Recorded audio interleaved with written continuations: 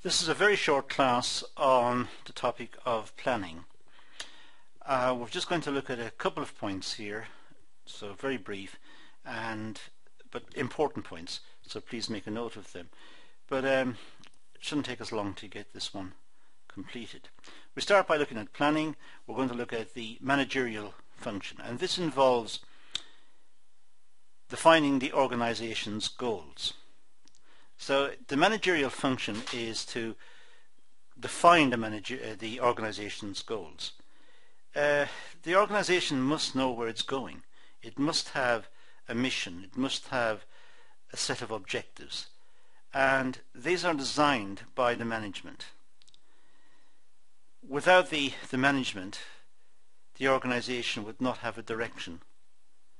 So it's important that the management clearly specify the direction of the business. Establishing an overall strategy for achieving those goals is a central function of management. It must establish the strategy.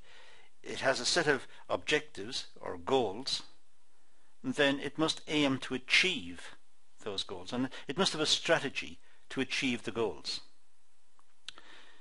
And it must also develop a comprehensive set of plans to integrate and coordinate organizational work.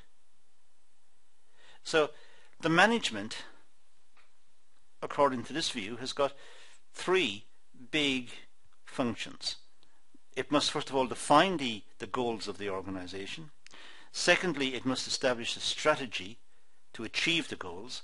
And thirdly, it must have plans, or a set of plans, to integrate and coordinate the organizational work.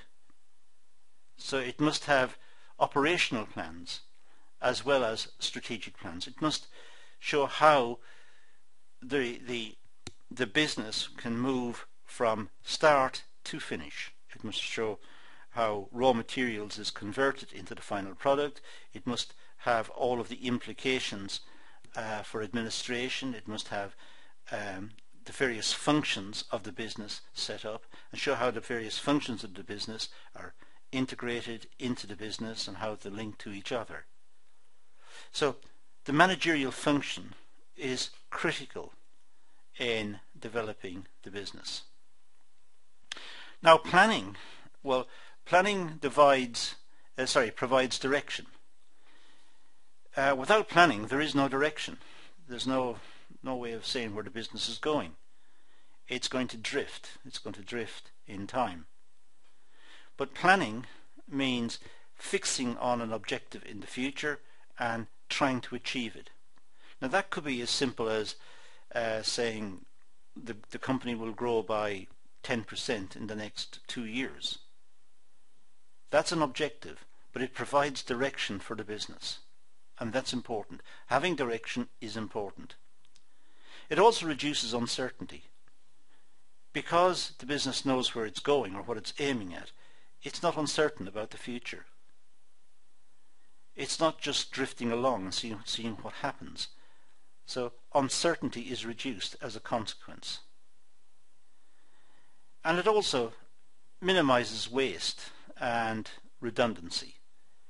It reduces waste because it's got a plan. It knows what it's aiming at, so therefore it knows, or it should know, what the resources are required, so it doesn't over-purchase, it doesn't overbuy resources or underutilize capital equipment. It knows what resources are required, so it can minimize waste. And it sets standards for controlling the business.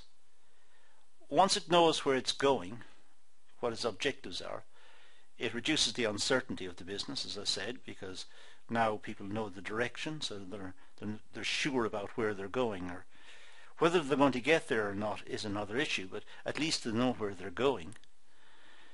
It minimizes waste, so costs should be reduced as a consequence. And in order to do this, it sets standards for controlling the business. It knows how much time it takes to make something. It knows how much raw material it takes to make something. It sets standards.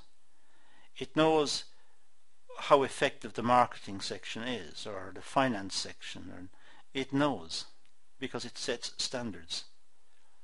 And in setting the standards, the management and the workers know what is required of them.